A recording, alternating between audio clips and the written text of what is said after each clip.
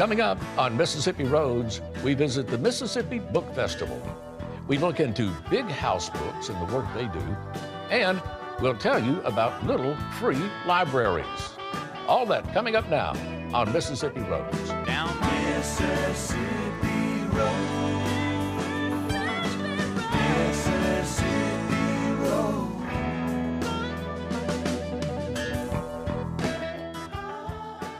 Hi, welcome to Mississippi Roads. I'm your host, Walt Grayson. Now, you may or may not recognize the building back behind me here, but this is the Ricks Memorial Library in Yazoo City. Now, we're at a library because the entire show is filled with books and writers and readers. And we're at this library because this building is the oldest continuously used library building in the state. It was built around the turn of the 20th century by Fanny Ricks and named for her husband, General Benjamin S. Ricks. He was a Civil War veteran and a prominent citizen here in Yazoo County. Let's take a look at the inside.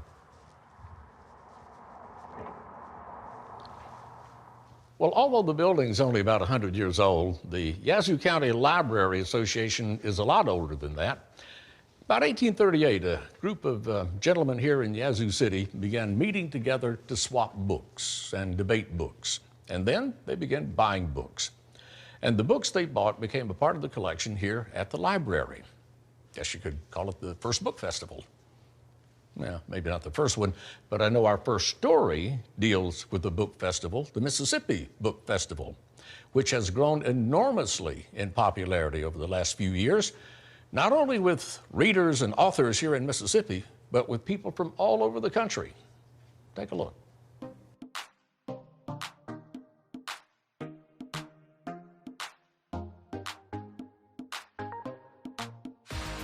The Mississippi Book Festival is really second to none. There's excitement.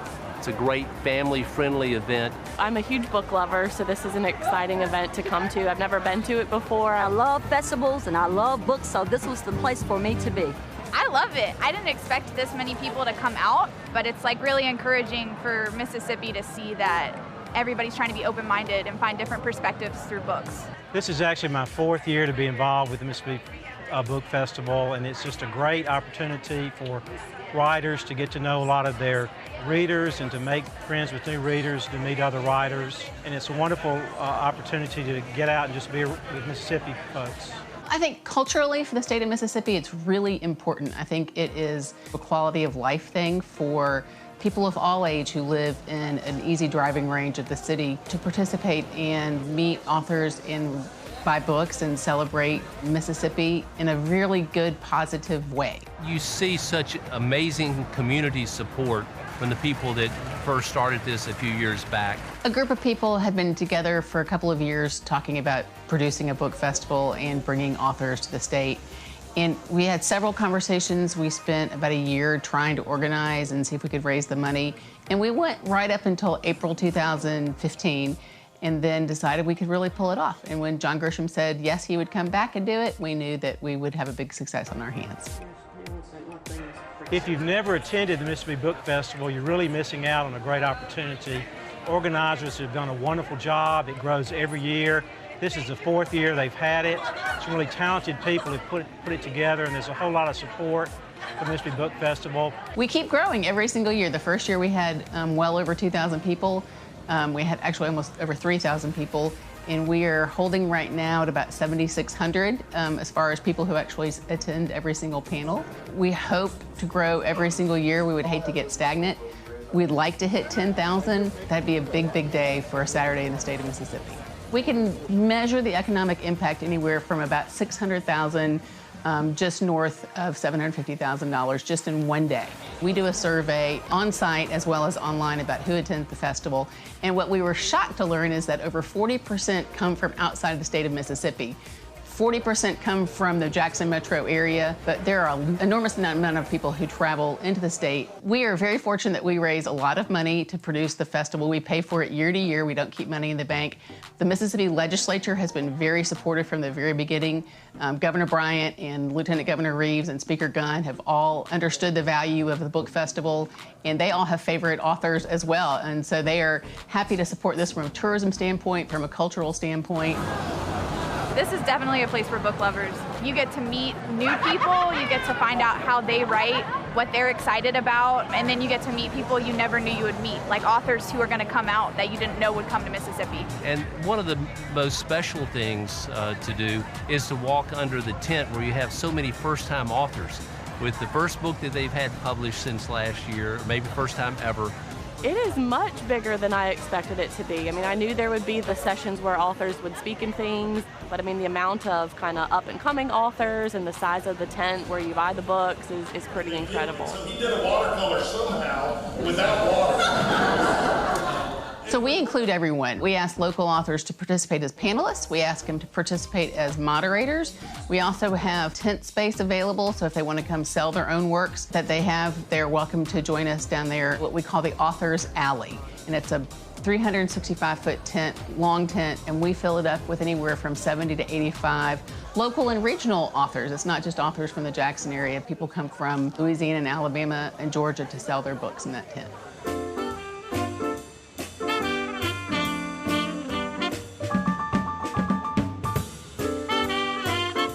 I believe that it's important to have the book festival in Jackson.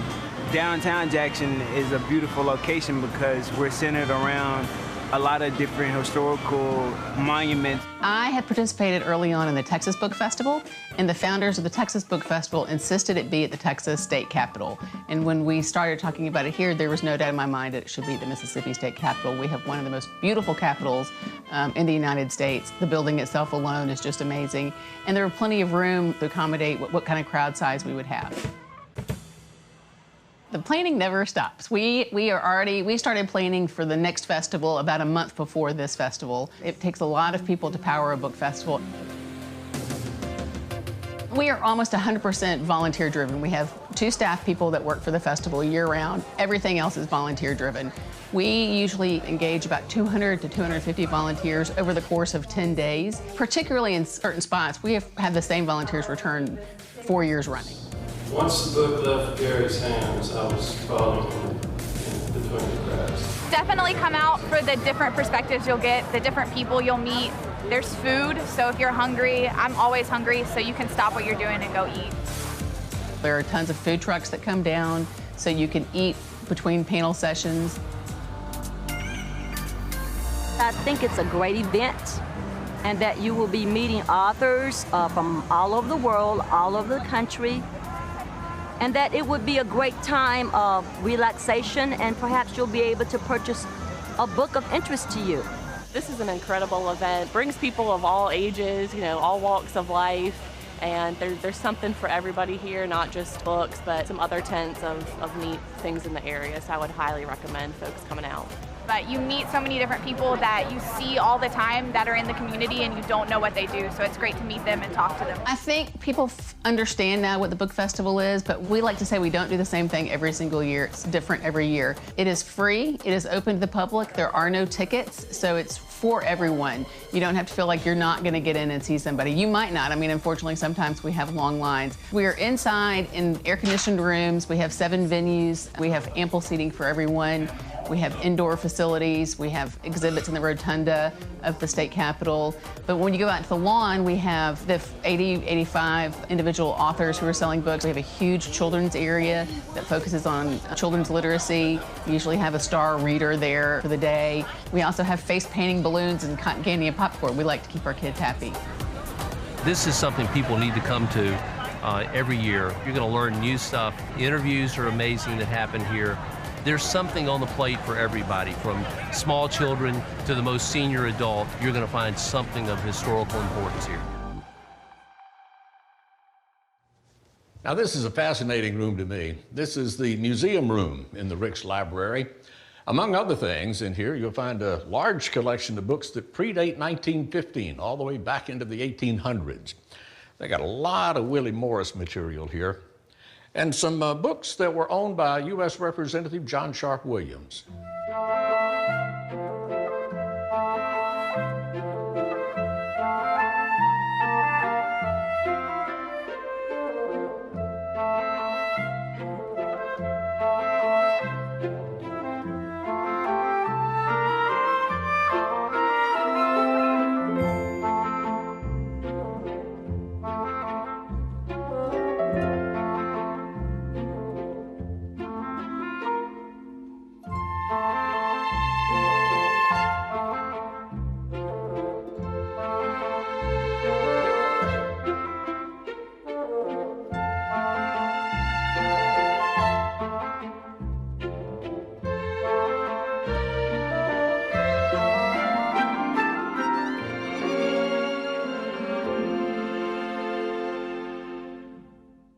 Oh, these books are kept in glass cases, and even the cases are very special in here because they belonged to the Library Association before this building was ever built.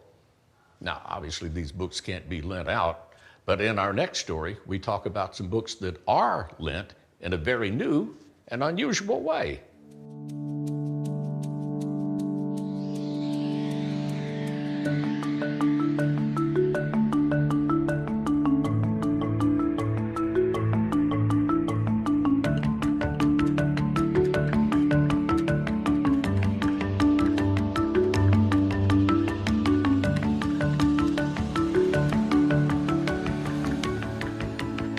From time to time, we'll have somebody stop and they'll ask, what is the blue box?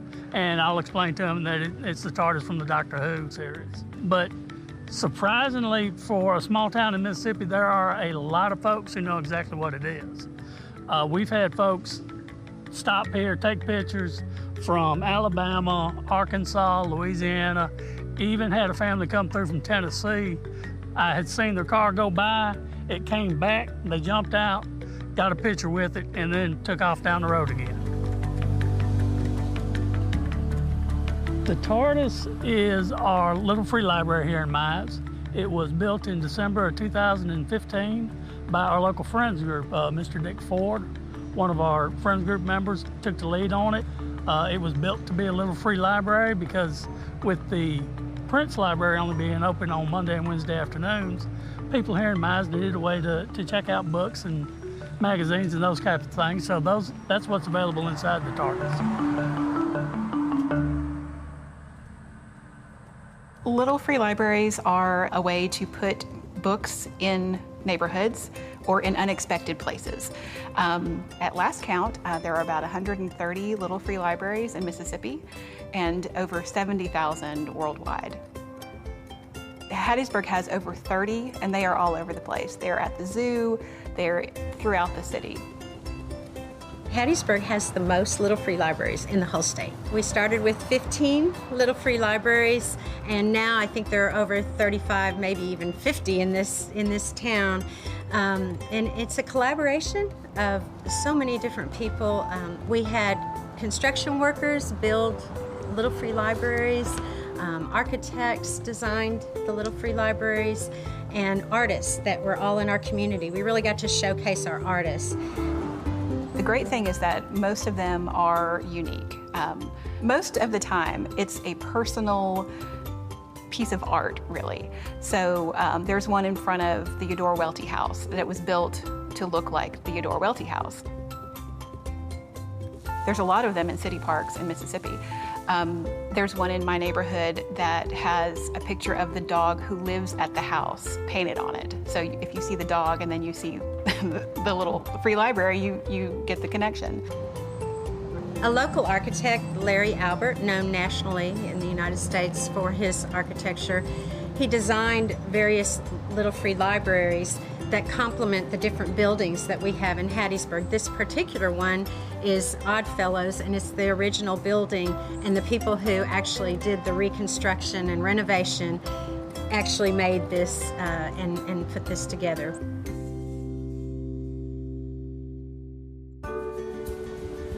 Because Hattiesburg is such a creative town, we didn't want to do just your average little free libraries. We wanted to do libraries that reflect what Hattiesburg is, who our people are. This one here you can see, of course, is indoors at Southeast Mississippi Legal Services group, but most of them are outdoors where people have access to them 24/7 in their neighborhoods, which is terrific.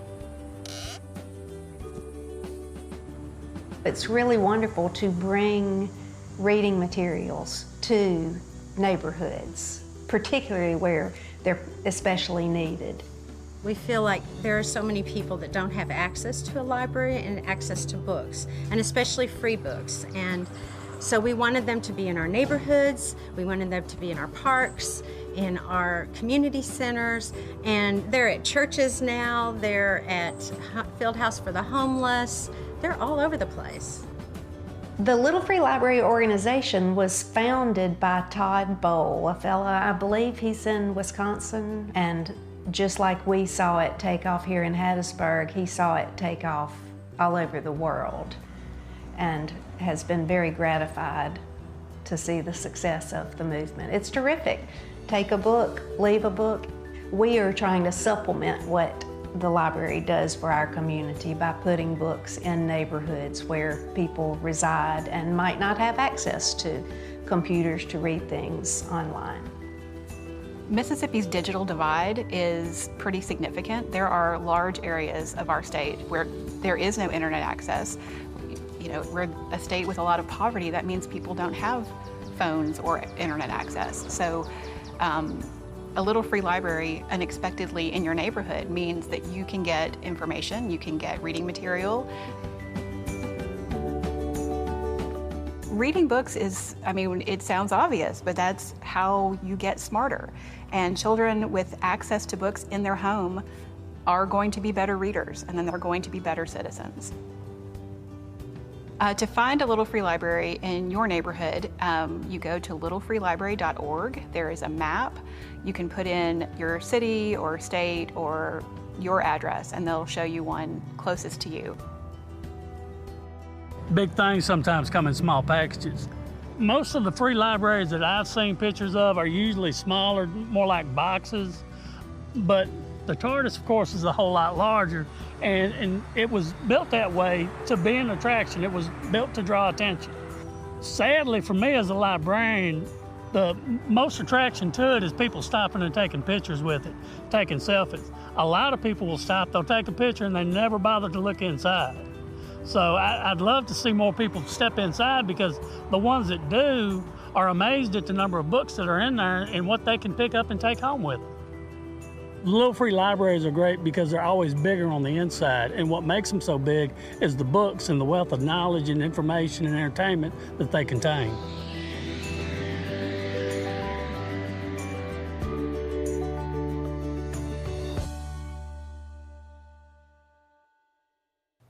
Rich Library is the very first library in Mississippi to be put on the National Register of Historic Places back in 1975.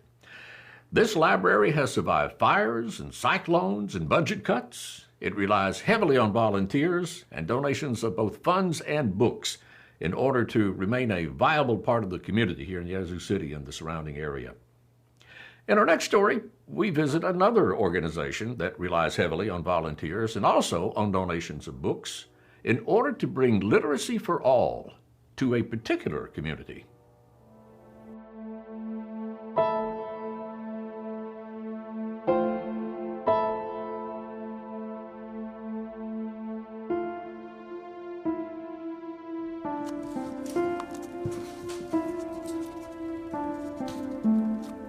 I'm actually one of the founders of Big House Books. So in 2014, a Books to Prisoners group from North Carolina came to a space that I co-owned to present an event, and they also included a plea for people to start a Books to Prisoners nonprofit in Mississippi. So I was one of the people who raised my hand and started making it happen. One of the reasons that the project appealed to me was that there was an urgency in terms of serving Mississippi's prisoners. People who are incarcerated often haven't had a chance to educate themselves or be educated. they've grown up in circumstances that did not favor education or didn't give them a chance to spend the time on those things like kids from privileged situations may have been able to. So for the most part, we see people who were never engaged in reading before getting excited about reading because now they have the time and they realize that it's really important. Many of the prisoners are low-level readers or functionally illiterate and have other people write the letters. So not only are we giving them real tools that they can use when they get out, whether it's reading comprehension, learning a new skill, learning to write, we're also giving them the power to teach themselves and to get confident in, their abilities to do better, be better, and keep learning. I've been there, I've been on the other side, and I would have loved to have had their support when I was in there, because I know what it's like to sit there with nothing to read. I got involved with the plot to overthrow the Caribbean island of Dominica. Maybe a year or so after I got into that crazy scheme, I was arrested leaving outside of New Orleans by a FBI SWAT team charged with conspiracy to invade a foreign country with the intent to overthrow the government. Ended up serving about 1.5 years in prison. Had some really eye-opening experiences in prison and knew I had to turn my life around. Got out of prison. Had gotten my GED years before and got into college, graduated college, worked my way through college, and had my sentence, my felony conviction set aside. I was actually in the U.S. Penitentiary in Atlanta, a maximum security joint. I was in a cell. There was a 6-man cell. There were 8. I was the 8th one in, and had a mattress on the floor. And I wrote letters home for the other convicts. And I was the only one in the cell that could read or write. So I was in there, and they would come to me late at night and to write letters home to their family.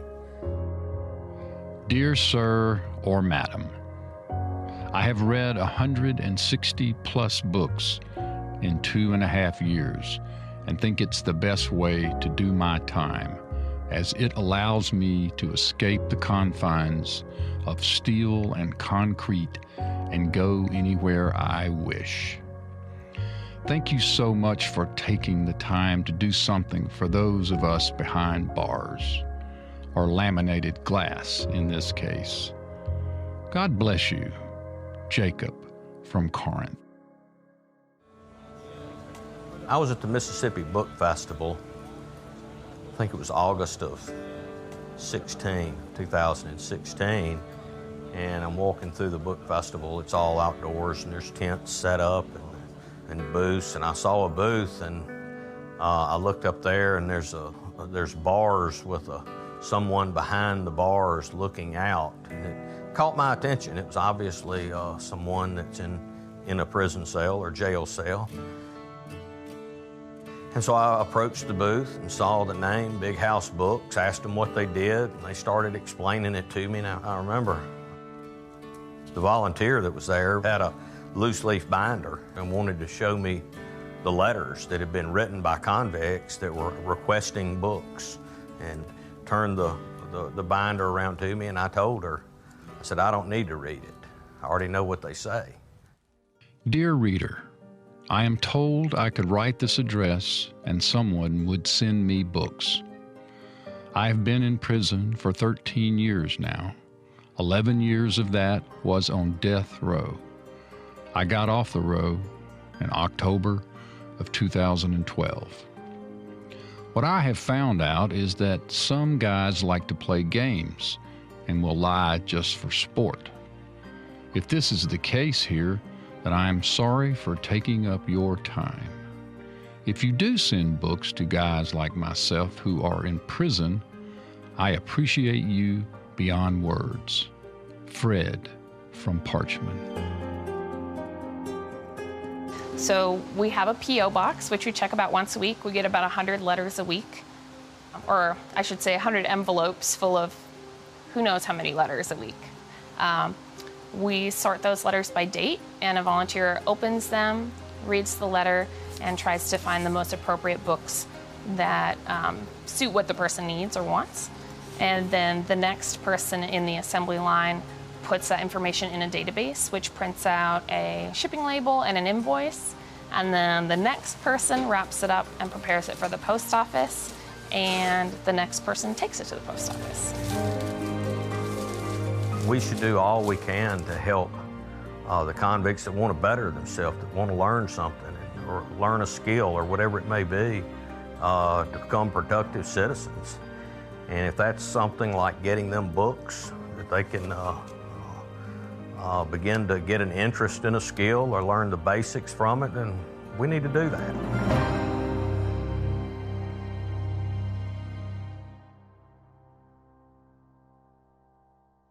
And that's all the time we have. Thanks for joining us. If you'd like information about anything you've seen on the show, contact us at mpbonline.org/Mississippi Roads. And then make sure you like our Mississippi Public Broadcasting Facebook page. Until next time, I'm Walt Grayson. I'll be seeing you on Mississippi Roads.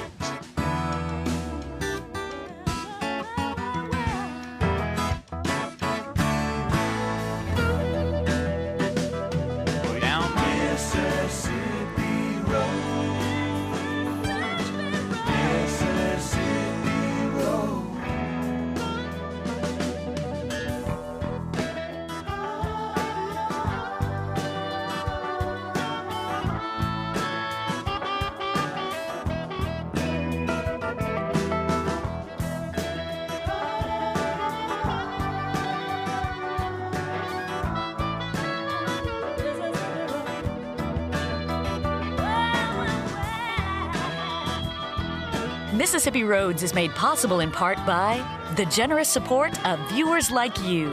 Thank you.